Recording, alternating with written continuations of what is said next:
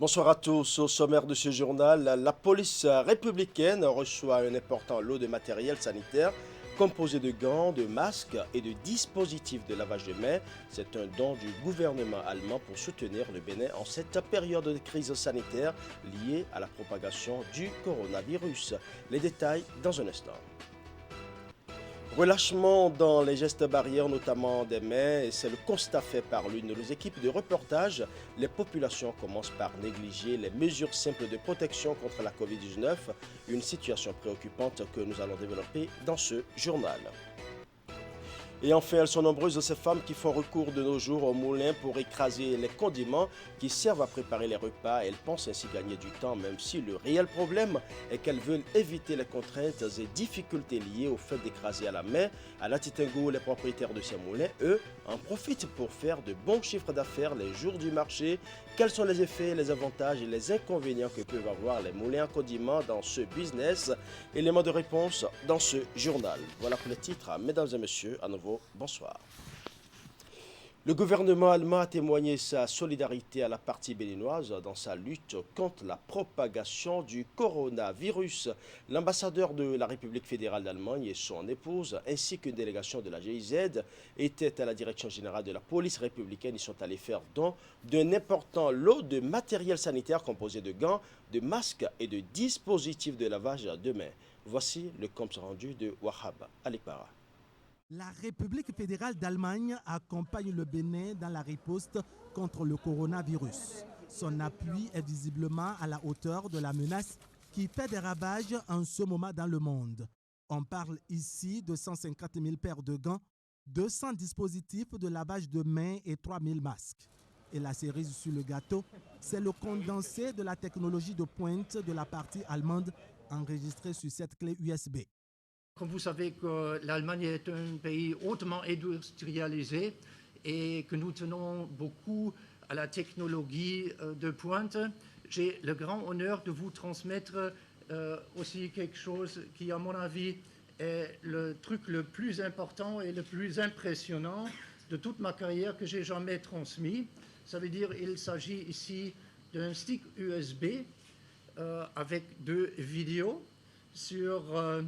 Bon, ce sont des vidéos qui servent à l'entraînement.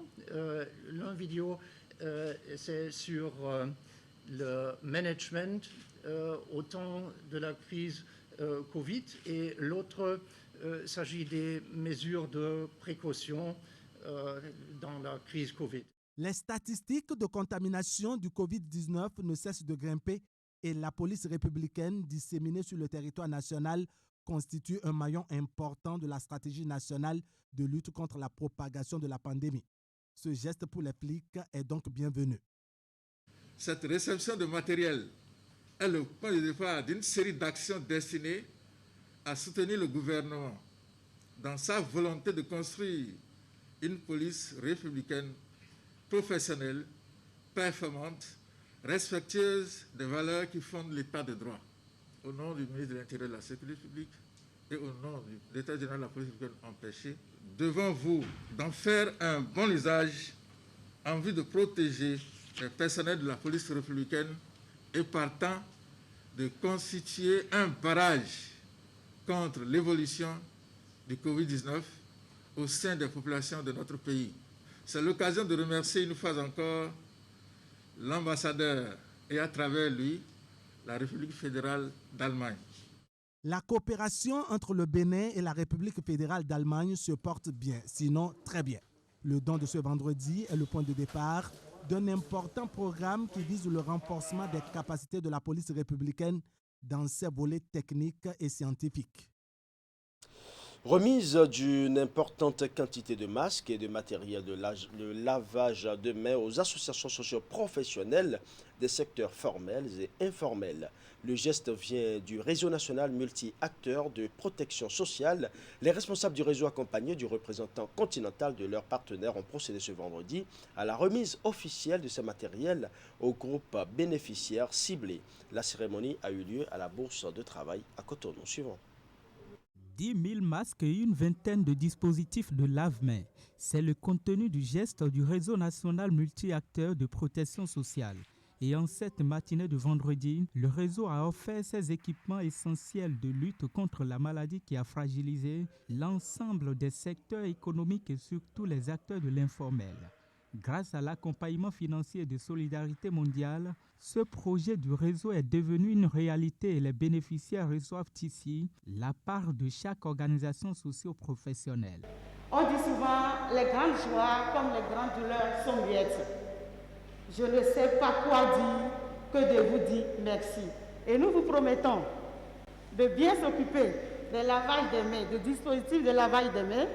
Nous vous promettons de bien sensibiliser notre entourage, nos enfants, nos parents, nos apprenants pour le port de masque et le lavage des mains.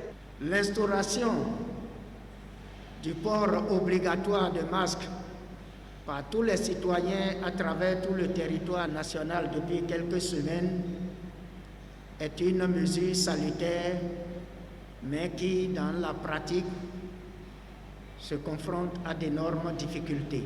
C'est alors que le réseau national multi-acteurs de protection sociale, en collaboration avec son partenaire WSM, ont décidé de confectionner 10 000 masques réutilisables à mettre à la disposition des groupes bénéficiaires des actions des organisations partenaires. Pour protéger ces cibles contre le coronavirus, le RNPS entend multiplier cette action et veut bien compter sur la sensibilisation des populations pour dire stop au coronavirus.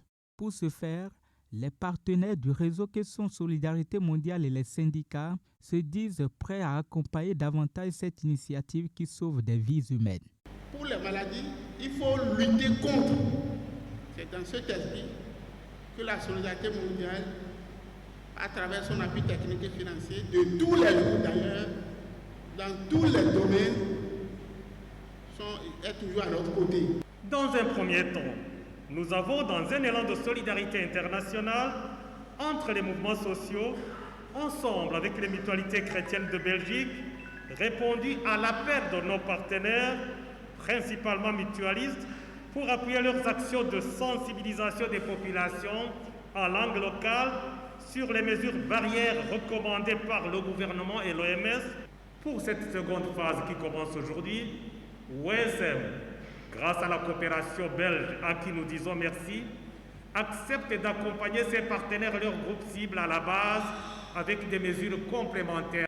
La mobilisation collective contre la Covid-19 au Bénin se poursuit ainsi et cette fois-ci le réseau national multi-acteurs de protection sociale et son partenaire privilégié Solidarité mondiale à travers une synergie d'actions veulent jouer leur partition. Avant de promettre revenus pour d'autres actions plus fortes, le réseau a salué les efforts du gouvernement dans la gestion de la crise sanitaire du Covid-19.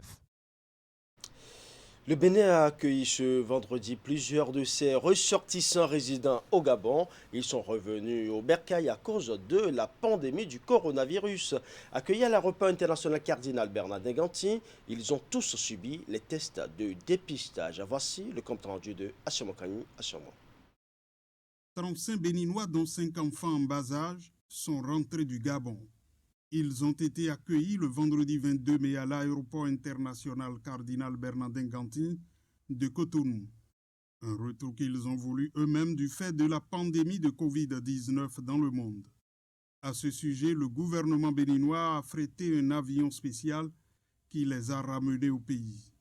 Conduits sur le site de dépistage installé à l'aéroport, ils ont subi des tests. Sur les lieux, l'équipe d'accueil a tout mis en place pour les rassurer et leur apporter du soutien psychologique. Ils rentrent 3 jours après ceux vivant au Koweït, revenus au pays le mercredi 20 mai. Au même moment que ces Béninois rentraient, des Gabonais, eux aussi volontaires au départ pour leur pays, embarquaient à bord du même appareil. Selon les informations, ils tourneraient autour de 150 personnes.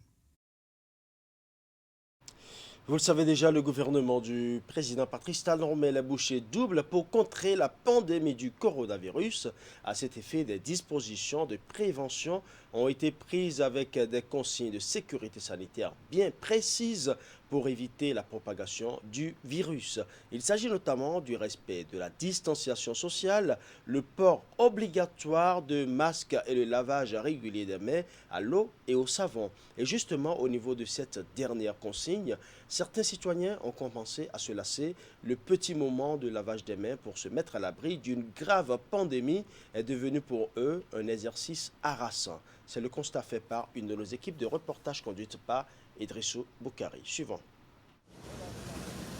C'est incontestablement l'un des gestes qui sauvent en cette période de crise sanitaire. Le lavage régulier des mains pour ne pas se faire compter parmi les victimes du coronavirus. C'est l'une des recommandations des autorités sanitaires depuis l'apparition de la pandémie sur le territoire béninois. Mais après plus d'un mois d'observance rigoureuse de cette disposition, certains citoyens ont commencé à perdre le réflexe. Le relâchement est constaté au niveau des dispositifs de lavage des mains. On a constaté réellement qu'à un certain moment donné, ils n'attendent plus à laver les mains, même si on leur demande de laver, ils disent qu'ils en ont marre, que déjà ils avaient déjà lavé la main par-ci, par-là. Bon. Et au départ, c'était ça, même s'il n'y a personne devant le dispositif, eux-mêmes, ils lavent les mains. Mais à un certain moment donné, ils commencent pas à rabattre les pas. Sincèrement, il y a certains qui refusent. Ils se disent que déjà c'est trop. Donc c'est à nous de les exiger à laver. Sinon, ils ne vont pas là où ils veulent aller. Actuellement, ils lâchent quoi. Ils disent que bon, comme la maladie, ça diminue un peu, bon, que c'est pas forcé, mais on les oblige à le faire. Il arrive des fois, ils sont fatigués de laver leurs mains. Et face à cette situation, on nous oblige à sensibiliser les gens qui viennent travailler dans la maison. Et c'est pour ça le ministre de l'enseignement secondaire et le ministre de la Justice nous a mis ici pour sensibiliser ces gens-là. Si le port de masque est devenu obligatoire pour tous les citoyens sur l'ensemble du territoire national, le lavage régulier des mains reste facultatif pour certains citoyens, malgré la répétition des consignes de sécurité sanitaire dictées par le gouvernement. En plus du relâchement constaté, il faut ajouter la légèreté avec laquelle cette crise est gérée à un certain niveau. Nous sommes à la mairie de Cotonou, devant un dispositif de lavage des mains à l'eau sans savon. Une fenêtre ouverte pour la propagation du virus. Il n'y a pas le liquide est fini, mais il y a l'eau. J'ai appuyé l'eau a sorti et j'ai lavé. Il n'y a pas savon dedans. Savon là, c'est déjà fini. Et ça serait grave. Oh, mais le plastique là, c'est déjà plein. Vous voyez, il n'y a pas personne pour finir ça. Pendant que les chiffres de contamination de la COVID-19 montent au Bénin, des éléments sont ainsi réunis pour renforcer la chaîne de propagation de la pandémie. Toutes choses qui pourraient fragiliser le dispositif de riposte mis en place par le gouvernement. Toutefois, au niveau des banques, pharmacies et supermarchés, les consignes sont bien suivies. L'accès à ces lieux est subordonné au lavage des mains et au port de masque. Et le dispositif est toujours mis en place. Vous avez deux qui sont dehors. Et cela nous permet d'exiger aux clients, même s'ils oublient, de leur exiger de se laver les mains avant de rentrer dans le supermarché. Et pour ces raisons, on a même affiché sur l'entrée « Lavez-vous les mains ». Quand ils oublient, il y a les agents de sécurité qui les rappellent et qui les aident à se laver les mains avant de rentrer.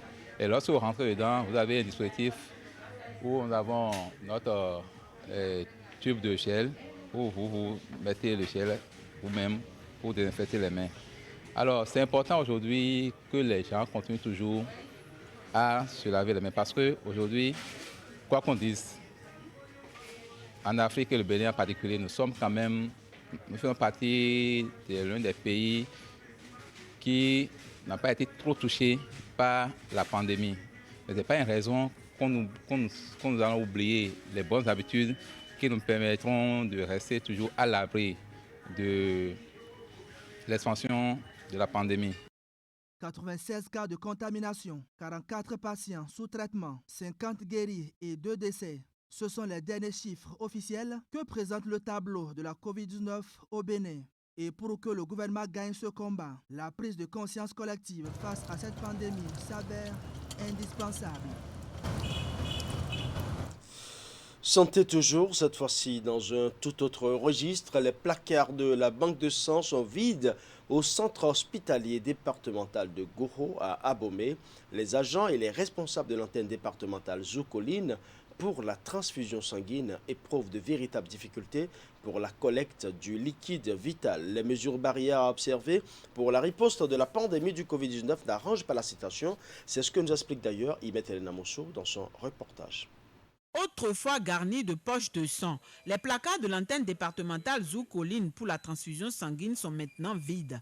Par ces temps de coronavirus, les donneurs bénévoles fréquentent de moins en moins la banque de sang, de même que les centres de santé, ce qui complique les possibilités de collecte de poches de sang. Chaque jour et un peu plus, la demande du produit sanguin s'accroît. Le gap entre l'offre et la demande constitue un casse-tête que tente de résoudre le chef service et son équipe. Nous sommes obligés de contacter les donneurs de sang par téléphone. Nous les appelons pour les rassurer afin qu'ils puissent venir donner de leur sang.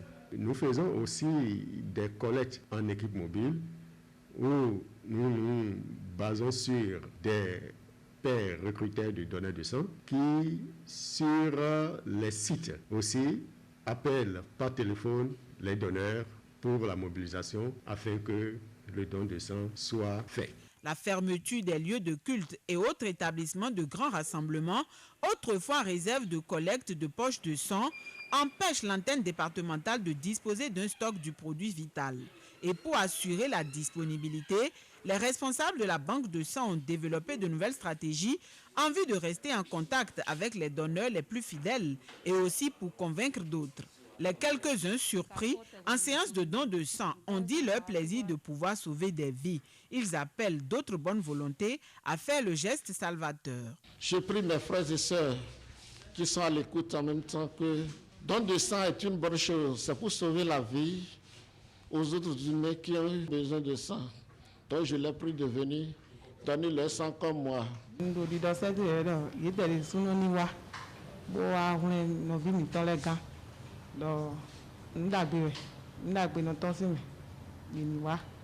pouvons dire que sur 5 malades dans le besoin de sang, il y a malheureusement 2 qui ne trouvent pas le produit sanguin.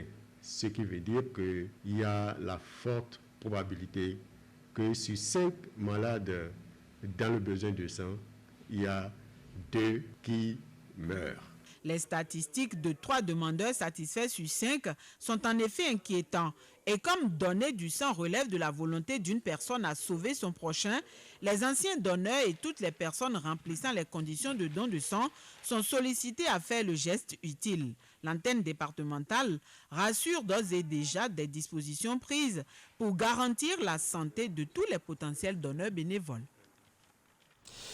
L'Église catholique universelle a célébré ce jeudi l'Ascension, une fête solennelle qui rappelle la montée de Jésus-Christ au ciel 40 jours après Pâques. Cette dernière rencontre du Christ avec ses disciples a été commémorée de façon particulière cette année au regard de la crise sanitaire qui secoue le monde.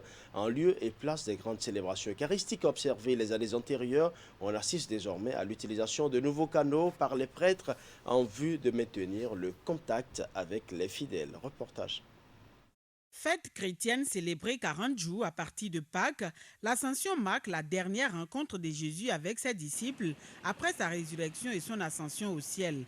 Le jeudi de l'Ascension est férié dans plusieurs pays. Au Bénin cette année, l'événement a été célébré dans un contexte particulier. Les églises sont fermées pour cause de la pandémie du Covid-19. Un tour sur une paroisse de la ville de Boïcon et le constat est patent. Seul le curé marchait dans la cour qui, quelques semaines plus tôt, grouillait de monde. Interdit de tout rassemblement dans les lieux de culte, les fidèles n'ont pu communier et fraterniser cette année avec les prêtres. Ce qui est sûr, la présence de nos chrétiens nous manque dans les paroisses. Nous aurions été heureux de voir cette grande église ouverte. Vous savez très bien le monde qui grouille par ici, les jours de fête, les solennités, les dimanches. Mais ce qui se passe est tellement sérieux, tellement important qu'il ne faudrait en aucun cas, mal l'interpréter. Nous n'avons pas la joie de célébrer avec nos fidèles. Avouons-le, ils sont déçus. Moi d'abord, leur curé, je suis déçu de ne pas pouvoir célébrer avec mes fidèles. Mais ça ne dépend pas de moi, ça ne dépend pas d'eux. Ça ne dépend peut-être de personne, ça dépend peut-être, je ne sais pas. Moi je pense que le Seigneur l'a voulu ainsi, c'est un message que nous recevons du Seigneur. Beaucoup le disent déjà. Si le Seigneur a permis cela, c'est qu'il nous lance un message que nous devons saisir. Par 7 ans de crise sanitaire mondiale, on ne remarque plus de présence humaine dans les églises. Les responsables utilisent d'autres canaux pour rester en communication avec les fidèles. Les mesures imposées par le gouvernement ont bouleversé les habitudes et les pratiques d'antre-temps. Loin de porter entrave à la foi, cette période a plutôt permis de développer d'autres moyens de maintenir la flamme divine. Beaucoup ont développé en ce temps-ci les prières en famille, le partage de la parole de Dieu en famille. Ce que nous n'avons pas, nous avons peut-être perdu ces notions-là. Mais en ce temps-ci, beaucoup ont développé, beaucoup ont retrouvé cette joie de partage de la parole de Dieu en famille. Ce temps nous aura permis aussi de développer, d'encourager les chrétiens à la pastorale de l'église domestique. Ça veut dire que l'église commence à la maison. Papa, maman, les enfants doivent être capables de se mettre ensemble pour prier. Avant la réouverture des lieux de culte, les fidèles chrétiens de l'Église catholique suivent pour le moment les célébrations eucharistiques soit à la radio ou sur les chaînes de télévision. Rappelons que l'Ascension annonce également la venue du Saint-Esprit 10 jours plus tard et la formation de l'Église à l'occasion de la Pentecôte. Je l'annonçais en début d'édition, elles sont nombreuses, ces femmes qui font recours de nos jours au moulin pour écraser les condiments qui servent à préparer les repas. Elles pensent ainsi gagner du temps, même si le réel problème est qu'elles veulent éviter les contraintes et difficultés liées au fait d'écraser à la main. À Nati Tengou, les propriétaires de ces moulins, eux, en profitent pour faire de bons chiffres d'affaires les jours du marché. Quels sont les effets, les avantages et les inconvénients que peuvent avoir les moulins à condiments? Élément de réponse dans ce reportage de Régis Hippolyte Gosso. Astuces sans contrainte qui aident dans la préparation des repas, les moulins à condiments constituent de nos jours l'un des moyens les plus rapides auxquels nombre de femmes sont abonnées. Si tu es pressé, tu veux faire la sauce vite là. Tu écrases avec moulin là, ça t'aide à faire vite ce que tu veux faire. Si par exemple tu es pressé pour mieux et vite faire là, si tu amènes au moulin 2 minutes après là, tu as fini de faire ta chose. Une manière de gagner du temps et qui aide également selon certaines femmes à avoir des condiments propres et sans graines. Quand on écrase avec la machine, c'est souvent propre et on passe souvent les graines dedans. Et quand tu fais la sauce, il y a souvent les goûts. Un avis que ne partage pas Dame Monique qui préfère, elle, écraser ses condiments à la main. Quand on écrase à la main, c'est plus doux. Ça dit le goût est différent. Au-delà de ce goût différent, les femmes rencontrées ici au marché de Nati Tengou sont unanimes sur le fait qu'au moulin, l'on pourrait être déçu. Il y a des jours, quand tu écrases là, tu entends les odeurs bizarres. Peut-être qu'ils ont déjà écrasé sésame ou bien une autre chose. Quand vous avez amené là, ils vont renverser pour vous dedans et ça va mélanger et tu ne sens plus l'odeur de ta tomate. Quand on écrase à gousset avant d'écraser la tomate, c'est souvent blanc et les goûts ne sont pas les mêmes. Il faut ajouter à tout ceci le manque d'hygiène qui caractérise la plupart de ces lieux où sont installés ces moulins à condiments. Mais rien de tout ça n'empêche leurs propriétaires de faire de bonnes affaires les jours du marché de Nati Tengou. Jour de marché là, si j'ai acheté un litre d'essence, je trouve dedans au moins 2500 comme ça. Plusieurs femmes font recours aux moulins à condiments dans la préparation de leurs différents repas. Et même si l'on reconnaît parfois son utilité, il est important de penser également à l'aspect hygiénique de ces machines que le travail quotidien à durée indéterminée rend vieille, impropre et normalement hors d'usage. Parlons à présent de l'eau de coco. Il s'agit de cette boisson que la nature offre gracieusement aux humains. Une boisson dont le commerce commence hélas à devenir rare. Ceci serait dû à certaines raisons que le reportage tourné sur le littoral longeant l'océan Atlantique de Cotonou et Ouida révèle. Voici le reportage de Assimokani Assimwa. Le jus de coco, encore appelé l'eau de coco, est une boisson naturelle très prisée au Bénin. Ces bienfaits amènent nombre de personnes à le consommer comme ici à Togben et le long du littoral. Selon les passionnés de ce jus, ça recèle beaucoup de vertus.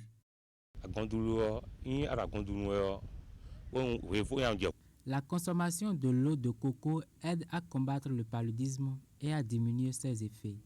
En la consommant, on se porte mieux. Et même quand un enfant fait de la fièvre et qu'on y ajoute du jus de citron pour lui en donner, il va mieux. Le jus de coco est donc bienfaisant pour le corps. Sa consommation n'est pas limitée. Certains, comme Augustin Kendoho, en font leur boisson quotidienne. Il faut consommer suffisamment l'équivalent de 6 noix de coco par jour. Cela évacue tout ce qu'on traîne comme déchets dans le corps. La vente de l'eau de coco diminue de jour en jour dans certaines régions du Bénin, particulièrement le long de l'océan Atlantique comme ici à Rio, à Vlekete, Togben. Nombre de personnes attribuent cela à la construction de la route des pêches.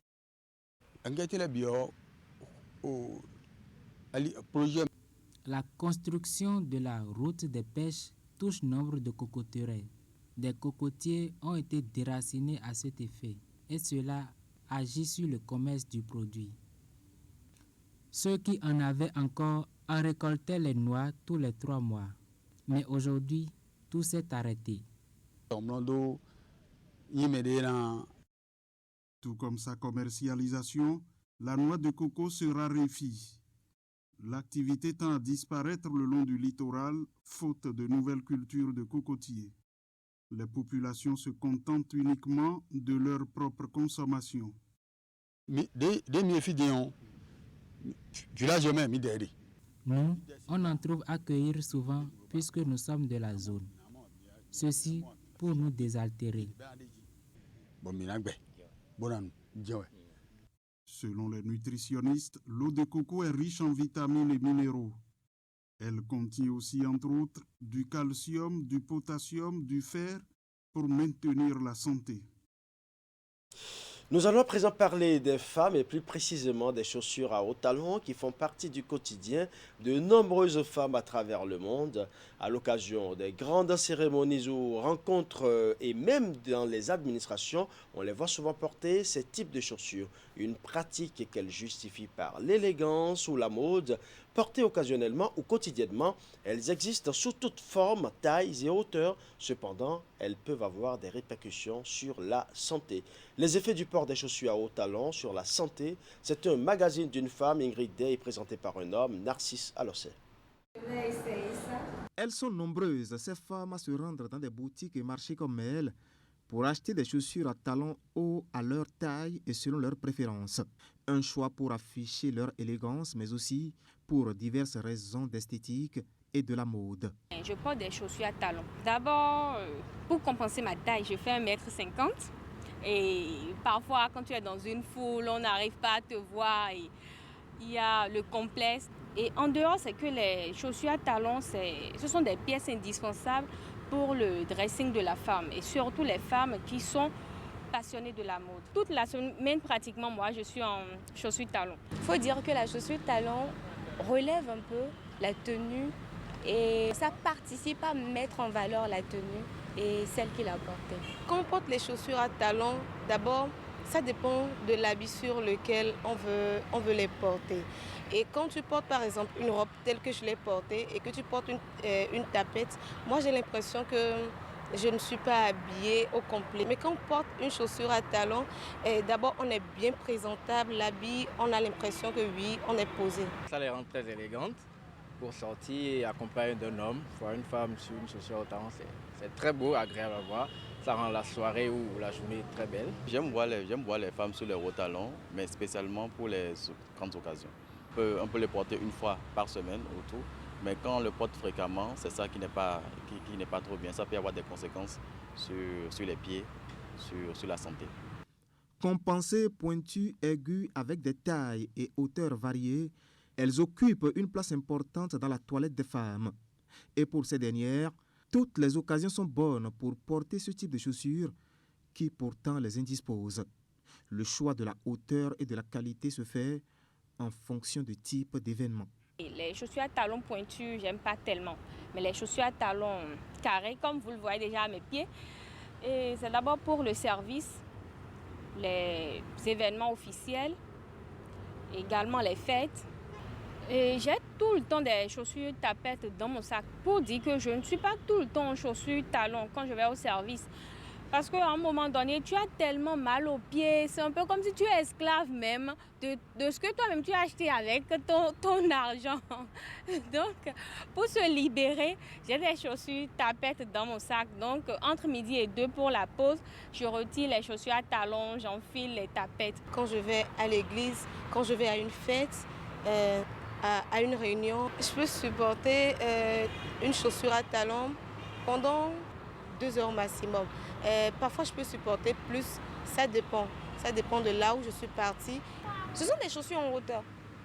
Donc, on a l'impression que la pointe des pieds et puis la paume des pieds qui supportent tout le poids corporel, finalement. Il y a même déjà une sensation de gêne à un moment donné. Et je crois que ça a un lien sur la colonne vertébrale. Le port des chaussures à talons hauts n'est pas sans conséquence sur la santé. Peut-être une pratique à risque pour celles qui se perchent régulièrement, selon le spécialiste de la santé.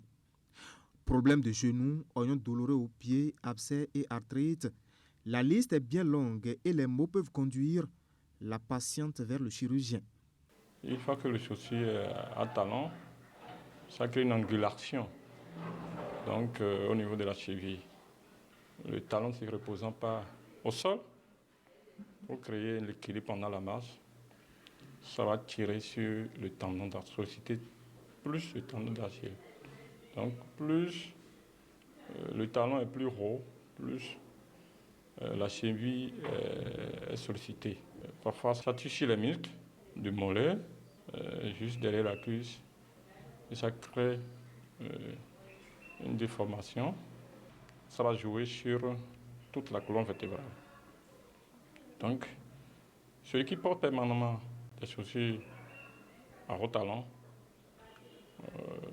va développer une tendinite des tendons d'Achille et développer une lombalgie. Le mal de dos fait aussi partie des dangers liés au port des chaussures à haut talon sans occulter les douleurs musculaires. Le spécialiste propose la sensibilisation pour éviter le pire. Que plus c'est plus haut, plus le risque lié à la tendinite ou à la lombalgie augmente. Mais plus c'est bas, jusqu'à ce que des chaussures plates soient portées, les risques sont minimisés. Je conseillerais aux femmes de moins porter, ou à défaut de ne pas porter des chaussures à haut talon. Des chaussures plates, il y en a plus jolies, plus de différentes qualités, qui peuvent donner l'esthétique à la femme. Il importe également de souligner que l'incidence des chaussures à haut talon sur la santé physique dépend de chaque individu. Elle peut accentuer, voire aggraver un problème existant. Entre la mode et la santé, les femmes sont appelées à faire un choix rationnel.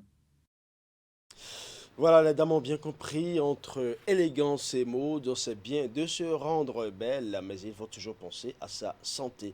Ce sera tout pour ce journal. Merci pour votre aimable attention. Bonne soirée chez vous.